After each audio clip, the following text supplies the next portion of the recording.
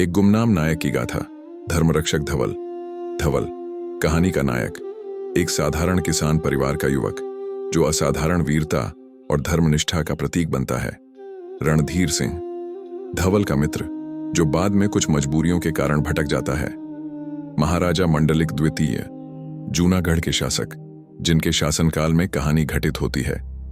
कुछ स्रोतों में इन्हें चुड़ासमा वंश का अंतिम महत्वपूर्ण शासक बताया गया है, जिन्होंने 15वीं सदी के मध्य में महमूद बेगड़ा का सामना किया। शेर खान एक स्थानीय सामंत जो अपनी महत्वाकांक्षाओं के लिए किसी भी हद तक जा सकता है। महमूद बेगड़ा गुजरात का सुल्तान, एक शक्तिशाली और महत्वाकांक्षी शासक। उसका जूनागढ़ पर आक्रमण और विजय ऐतिहासिक तथ्य है जो लगभग 1467-68 ईस्वी में हुई थी। वह जूनागढ़ का नाम बदलकर मुस्तफाबाद रखता है। गौरी माँ धवल की माता, ममता और संस्कारों की प्रतिमूर्ति। नगर श्रेष्ठी धनालाल जूनागढ़ का एक धनी व्यापारी जो परिस्थितियों के कारण सत्ता के साथ समझौता करने को मजबूर होता है। प्रस्तावना धरती का आह्वान। समय था 15वीं शताब्दी का मध्य। गुजरात की धरती जो सदियों से व्यापार, कला और संस्कृति का केंद्र रही है, अब एक चौराहे पर खड़ी थी।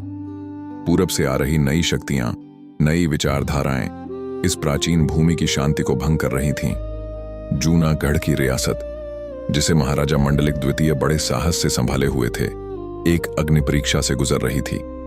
यह वह काल था जब मालवा और गुजरात के सुल्तानों के बीच लगातार संघर्ष हो रहा था और इन संघर्षों की आंच आमजन तक पहुंच रही थी। इसी धरती के एक साधारण से गांव में पगडंडियों और खेतों के बीच एक असाधारण आत्मा पल रही थी। एक ऐसा नायक जिसका नाम इतिहास के चमकते पन्नों पर शायद कभी दर्ज नहीं हुआ, लेकिन जिसकी कहानी अगर सुनी जाए तो हर भारतीय के दिल में देशभक्ति और धर्मनिष्ठा की लौ जला सकती है। उसका नाम था धवल, युवा धवल। नमस्कार दोस्तों, आप सभी का हमारे YouTube चैनल ONS हिस्ट्री पर स्वागत है। दोस्तों, आपसे एक छोटा सा निवेदन है कि वीडियो शुरू करने से पहले कमेंट बॉक्स में अपना नाम और शहर का नाम लिखना ना भूलें। यह जानना हमारे लिए महत्वपूर्ण है। एक और गुजारिश, अगर आप पहली बार हमारे चैनल पर आए हैं तो कृपया सब्सक्राइब जरूर करें और नोटिफिकेशन बेल दबा दें ताकि हमारा कोई भी नया वीडियो आपसे मिस ना हो। और इस कहानी या रिश्ते की सच्चाई जानने के लिए वीडियो को अंत तक देखना ना भूलें। उसका नाम था धवल, युवा धवल। लगभग 18-20 वर्ष, अपने खेतों में बैलगाड़ी को हाँकते हुए उसके चेहरे पर सादगी और लगन दिखती है। पास ही उसका मित्र रणधीर सिंह बैठा है जो कुछ अधिक तेजी और चपलता दिखाता है। धवल एक साधारण किसान का बेटा। उसकी सुबह खेतों में मिट्टी से बातें करते हुए बीतती थीं। धरती की सुगंध उसकी सांसों में बसती थी। उसकी शामें अपनी माँ गौरी माँ के साथ गांव के प्राचीन शिवालय में बीतती थीं, जहां भक्ति और आस्था की गहरी जड़ें थीं। धवल के लिए धर्म सिर्फ पूजा पाठ या कर्मकांड नहीं था, बल्कि जीवन जीने का एक तरीका था। सत्य, निष्ठा, सेवा और अपनी विरासत की रक्षा का मार्ग। धवल और गौरी माँ मंदिर में प्रार्थना कर रहे हैं। गौरी माँ धवल के सिर पर हाथ फेरती हैं। गौरी माँ, बेटा, यह धरती हमारी माँ है। इसकी कोख से अन्न उपजता है और इसकी मिट्टी में हमारे पूर्वजों की आत्माएं बसती हैं। इसकी सेवा करना, इसकी रक्षा करना ही हमारा सबसे बड़ा धर्म है। आजकल चारों ओर अशांति है। धवल, माँ, आप चिंता न करें। जब तक इस धवल की सांस में सांस है, कोई इस धरती पर बुरी नजर नहीं डाल पाएगा। हमारे महाराज मंडलिक भी धर्मपरायण हैं। वे अवश्य हमारी रक्षा करेंगे। उसका मित्र रणधीर सिंह थोड़ा अधिक महत्वाकांक्षी और दुनियादारी को समझने वाला था। वह अक्सर धवल से कहता था, धवल, यह खेत खलिहान छोड़, हमें कुछ बड़ा करना चाहिए। ताकत और पैसा ही आज की दुनिया में सबसे ऊपर है, पर धवल के लिए अपनी धरती, अपने लोगों और अपने धर्म की सेवा ही सबसे बड़ा धर्म था। उसकी रगों में एक अटूट निष्ठा बहती थी जो उसे अपने गांव, अपनी संस्कृति और अपने महाराजा के प्रति समर्पित करती थी। इस समय गुजरात में महमूद बेगड़ा का उदय हो रहा था, एक शक्तिशाली और महत्वाकांक्षी सुल्तान जिसकी आंखें जूनागढ़ की समृद्ध भूमि और उसके प्राचीन मंदिरों पर थीं। शांति भंग हो चुकी थी और तलवारें म्यानों से निकल रही थीं। धवल को अभी तक यह अंदाजा नहीं था कि कैसे उसका साधारण जीवन एक असाधारण मोड़ लेने वाला था। उत्थान संघर्ष, अग्नि परीक्षा का आगमन। गांव में एक हलचल, भय का माहौल। कुछ किसान भागे भागे आ रहे हैं, दूर से धुएं के गुब्बार उठ रहे हैं। शांति का यह दौर ज्यादा देर नहीं टिका। महमूद बेगड़ा ने नवसारी, वडोदरा और आसपास के क्षेत्रों पर अपने आक्रमण तेज कर दिए थे। उसकी सेनाएं क्रूरता के लिए कुख्यात थीं।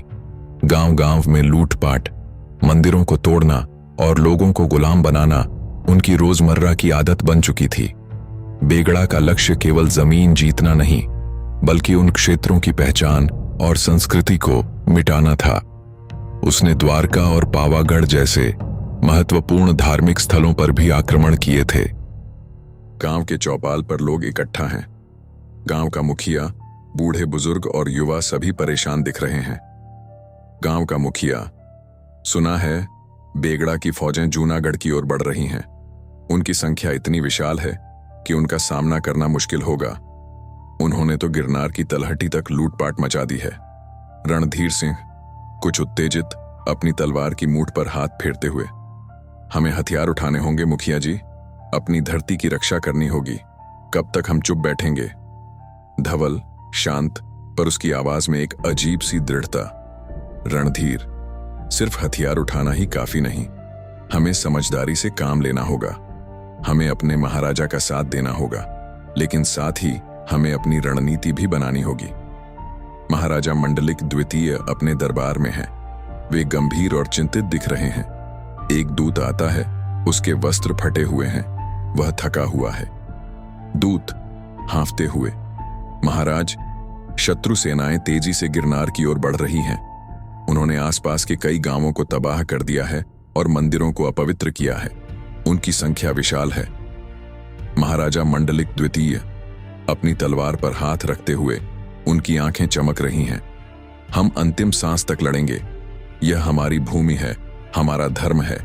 चुड़ासमा वंश ने कभी किसी के सामने घुटने नहीं टेके। मैं स्वयं रणभूमि में उतरूंगा। महाराजा मंडलिक द्वितीय ने साहसपूर्वक रक्षा की तैयारी की। उन्होंने अपनी सेना को संगठित किया।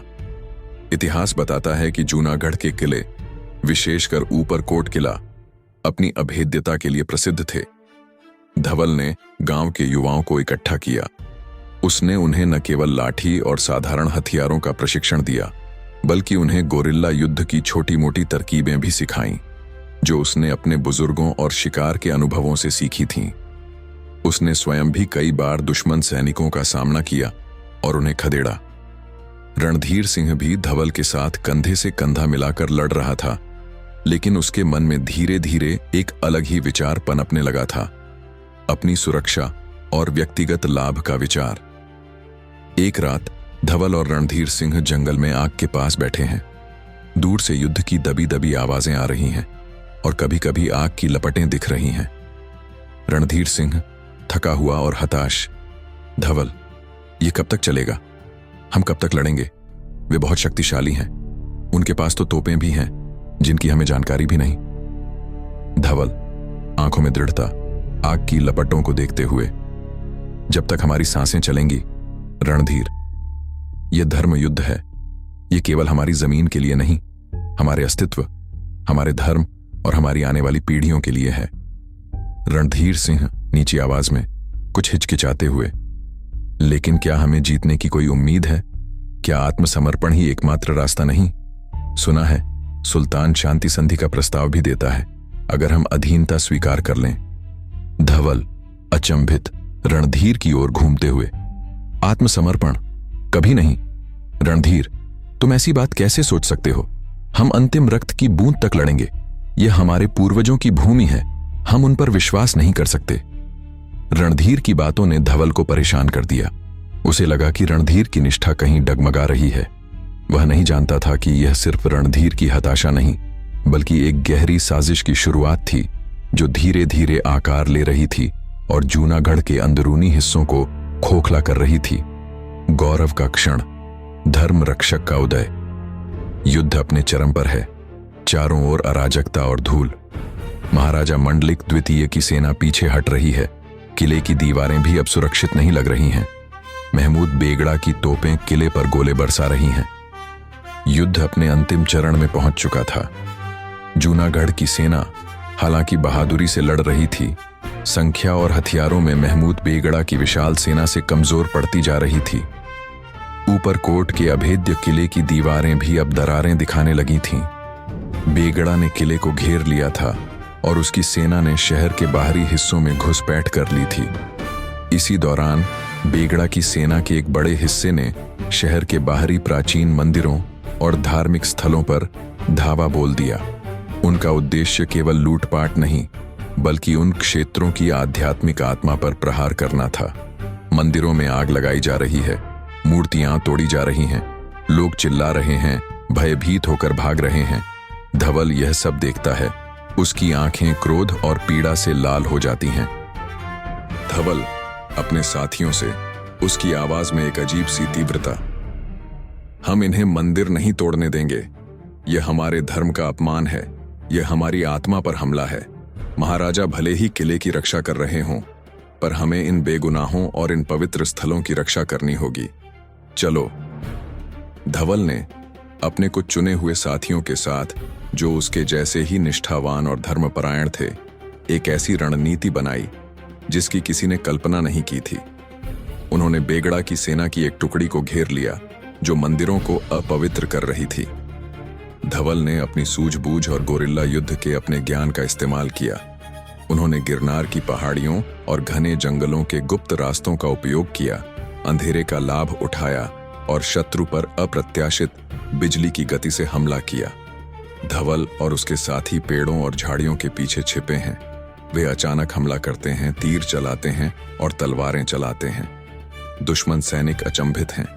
धवल स्वयं एक बड़े और क्रूर दुश्मन सैनिक को अपनी साधारण तलवार और असाधारण फुर्ती से मार गिराता है। वह एक जलते हुए मंदिर के अंदर घुसकर एक मूर्ति को बचाता है। धवल, जोर से उसकी आवाज जंगल में गूंजती है, धर्म की जय हो, महादेव हर हर महादेव। धवल के नेतृत्व में उस छोटी सी टुकड़ी ने सैकड़ों दुश्मन सैनिकों को खदेड़ दिया और कई प्राचीन मंदिरों को बचा लिया। यह एक छोटी जीत थी, लेकिन इसने जूनागढ़ के लोगों में आशा की एक नई किरण जगा दी। इस घटना की खबर जब महाराजा मंडलिक द्वितीय तक पहुंची तो वे हैरान रह गए। उन्होंने तुरंत धवल को अपने सामने बुलाया। महाराजा मंडलिक द्वितीय धवल को दरबार में सम्मानित कर रहे हैं। धवल विनम्र है, लेकिन उसकी आंखों में दृढ़ता है। रणधीर सिंह दूर से यह सब देख रहा है। उसके चेहरे पर ईर्ष्या और थोड़ा भय है। महाराजा मंडलिक द्वितीय प्रसन्न होकर धवल के कंधे पर हाथ रखते हुए, वीर धवल, तुमने आज जो किया है वह किसी महान योद्धा से कम नहीं। तुमने केवल मंदिरों को नहीं बचाया, बल्कि हमारे धर्म की लाज रखी है। तुमने सिद्ध कर दिया कि असली शक्ति तलवार में नहीं, बल्कि निष्ठा और धर्मनिष्ठा में है। क्या चाहते हो तुम? मैं तुम्हें अपना निजी अंगरक्षक नियुक्त करता हूं और तुम्हें मनचाहा इनाम देने को तैयार हूं। धवल हाथ जोड़कर विनम्रता से, लेकिन उसकी आवाज में एक दृढ़ संकल्प, महाराज, मुझे कुछ नहीं चाहिए, बस इतना चाहता हूं कि हमारी धरती सुरक्षित रहे और हमारा धर्म सुरक्षित रहे। मैं आपके लिए, इस धरती के लिए अंतिम सांस तक लड़ने को तैयार हूं। मुझे बस अपने धर्म की सेवा करने का अवसर दें। महाराजा मंडलिक द्वितीय, तुम्हारे जैसे निष्ठावान सेवक हों तो हमें किसी से डरने की जरूरत नहीं। मैं तुम्हें अपनी निजी सेना में उच्च पद पर नियुक्त करता हूं। तुम्हारी सलाह अब मेरे लिए महत्वपूर्ण होगी। यह धवल के लिए गौरव का क्षण था। एक साधारण किसान का बेटा अब महाराजा की नजरों में चढ़ चुका था। उसकी वीरता और धर्मनिष्ठा की कहानियां पूरे शहर में फैलने लगी थीं। लेकिन हर चमकते सिक्के का एक दूसरा पहलू भी होता है, और यह गौरव भी एक कड़वी नियति की ओर बढ़ रहा था। प्रणाली द्वारा विश्वासघात और उपेक्षा, अंदरूनी साजिश। रणधीर सिंह अब शेर खान के साथ बैठा है, एक महलनुमा कमरे में। शेर खान धूर्तता से मुस्कुरा रहा है और रणधीर के चेहरे पर अब लालच और स्वार्थ साफ दिख रहा है। नगर श्रेष्ठी धनालाल भी वहीं बैठे हैं, चिंतित और अवसरवादी दिख रहे हैं। धवल की यह विजय ज्यादातर दरबारियों को खटकने लगी। शेर खान जैसे महत्वाकांक्षी सामंत, जो स्वयं महाराजा के करीब होना चाहते थे, और बेगड़ा से गुप्त रूप से सांठगांठ कर रहे थे, धवल की बढ़ती लोकप्रियता से ईर्ष्या करने लगे। वे जानते थे कि धवल जैसा निस्वार्थ व्यक्ति उनके स्वार्थी मंसूबों के आड़े आएगा। उन्होंने धवल के मित्र रणधीर सिंह को अपने जाल में फंसा लिया। रणधीर, जो हमेशा से कुछ बड़ा पाना चाहता था, शेर खान के झूठे वादों, पद के लालच और सुरक्षा के आश्वासन में फंस गया। नगर श्रेष्ठी धनालाल जैसे कुछ धनी व्यापारी भी, जो केवल अपने व्यापार और धन की सुरक्षा चाहते थे, इस नई उभरती शक्ति के साथ समझौता करने को तैयार हो रहे थे। शेर खान और रणधीर सिंह गुप्त रूप से बातें कर रहे हैं। धनालाल चिंतित होकर सुन रहे हैं। शेर खान रणधीर को फुसलाते हुए, देखो रणधीर, यह धवल क्या है? एक किसान का बेटा। तुम उसके साथ घूमते रहे, तुम्हें क्या मिला? महाराजा अब बूढ़े हो चुके हैं और निर्णय लेने में हिचकिचा रहे हैं। तुम मेरा साथ दो, मैं तुम्हें वो सब दिला सकता हूं जिसका तुमने सपना देखा है। बेगड़ा का बल विशाल है, उसके साथ रहना ही बुद्धिमानी है। रणधीर सिंह दुविधा में, लेकिन लालच और भय हावी। लेकिन धवल मेरा दोस्त है और महाराजा। शेर खान घमंड से हंसते हुए, दोस्त? दोस्ती से पेट नहीं भरता रणधीर। यह दुनिया ताकत और दौलत की है। सोचो, अगर धवल को रास्ते से हटा दिया जाए और महाराजा को अधीनता स्वीकार करने पर मजबूर किया जाए, तो सबसे ज्यादा फायदा किसे होगा? तुम और मैं। हम सुल्तान के नए गुजरात में महत्वपूर्ण पदों पर होंगे। रणधीर सिंह अपने दोस्त धवल की ईमानदारी और अपने व्यक्तिगत स्वार्थ के बीच फंस गया। अंततः उसने गलत रास्ता चुना। इसी बीच महमूद बेगड़ा ने एक अंतिम और निर्णायक आक्रमण की तैयारी की। इस बार उसने एक अंतिम शांति संधि का प्रस्ताव भेजा, जिसमें कुछ ऐसी शर्तें थीं जो जूनागढ़ के लिए बहुत अपमानजनक थीं, जैसे किले की चाबियां सौंपना और कर देना। लेकिन युद्ध से थक चुके कुछ दरबारी और धनाढ्य व्यापारी, जिनकी संपत्ति और जीवन दांव पर लगे थे, इस प्रस्ताव पर विचार करने लगे। दरबार में जबरदस्त बहस छिड़ी हुई है। कुछ दरबारी और धनालाल शांति संधि के पक्ष में हैं। धवल दृढ़ता से इसका विरोध करता है। उसकी आवाज में दर्द और क्रोध है। दरबारी 1, महाराज, हमने बहुत कुछ खोया है, अब और रक्तपात से क्या लाभ? शांति ही एकमात्र रास्ता है। सुल्तान ने एक उचित संधि का प्रस्ताव दिया है। नगर श्रेष्ठी धनालाल हाथ जोड़कर, महाराज, हमारे व्यापार नष्ट हो रहे हैं, प्रजा त्रस्त है। यदि हम संधि स्वीकार कर लें तो कम से कम हमारे नगर की रक्षा हो जाएगी। धवल क्रोध में, उसकी आवाज गूंजती है, शांति? यह शांति नहीं, आत्मसमर्पण है। यह हमारी संस्कृति और हमारे स्वाभिमान की हत्या है। वे हमें हमारी धरती और हमारे धर्म को छोड़ने के लिए कह रहे हैं। हम अंतिम सांस तक लड़ेंगे। विश्वासघात से मिली शांति गुलामी से भी बदतर है। धवल ने इस संधि का पुरजोर विरोध किया। उसने महाराजा को याद दिलाया कि कैसे यह उनके पूर्वजों के बलिदानों का अपमान होगा। महाराजा मंडलिक द्वितीय स्वयं असमंजस में थे। वे जानते थे कि धवल सही कह रहा है, लेकिन उनके पास अब सेना और संसाधनों की कमी थी और चारों ओर से बढ़ते दबाव ने उन्हें कमजोर कर दिया था। रणधीर सिंह शेर खान के इशारे पर धवल के खिलाफ झूठी अफवाहें फैला रहा है। वह दरबारियों से कहता है कि धवल महत्वाकांक्षी है और महाराजा के प्रति वफादार नहीं है। शेर खान ने इस स्थिति का लाभ उठाया। उसने और रणधीर सिंह ने मिलकर धवल के खिलाफ महाराजा के कान भरने शुरू कर दिए। उन्होंने धवल पर आरोप लगाए कि वह महाराजा के आदेशों की अवहेलना कर रहा है, कि वह महत्वाकांक्षी है और स्वयं सत्ता हथियाना चाहता है। उन्होंने धवल द्वारा बेगड़ा की सेना को भगाने को भी गलत तरीके से प्रस्तुत किया, जैसे कि धवल ने महाराजा के आदेश के बिना काम किया हो और अपनी ही सेना को खतरे में डाला हो। महाराजा मंडलिक द्वितीय चिंता में हैं। वे धवल पर विश्वास करते थे, लेकिन लगातार की जा रही साजिशों, झूठी खबरों और अपने ही दरबारियों के दबाव ने उन्हें भ्रमित कर दिया था। उनके चेहरे पर गहरी उदासी है। महाराजा दबाव और भ्रम में धवल को अपने मुख्य सलाहकारों से दूर कर देते हैं। धवल को धीरे धीरे दरकिनार कर दिया जाता है। उसकी बातों को अनसुना किया जाता है। उसका मन भारी हो जाता है, क्योंकि वह देख रहा था कि उसकी धरती, जिसके लिए उसने अपना सब कुछ दांव पर लगाया था, अब एक गलत रास्ते पर जा रही थी अपनी पहचान खो रही थी। धवल उदास होकर अपनी गौरी मां के पास जाता है। वह धरती पर बैठा है, जैसे उसकी सारी शक्ति क्षीण हो गई हो। धवल दुख से उसकी आवाज कांप रही है। मां, मैंने क्या गलत किया? मैंने तो बस धर्म की रक्षा की। मैंने अपने महाराज की आज्ञा का पालन किया। फिर भी लोग मुझ पर शक क्यों करते हैं?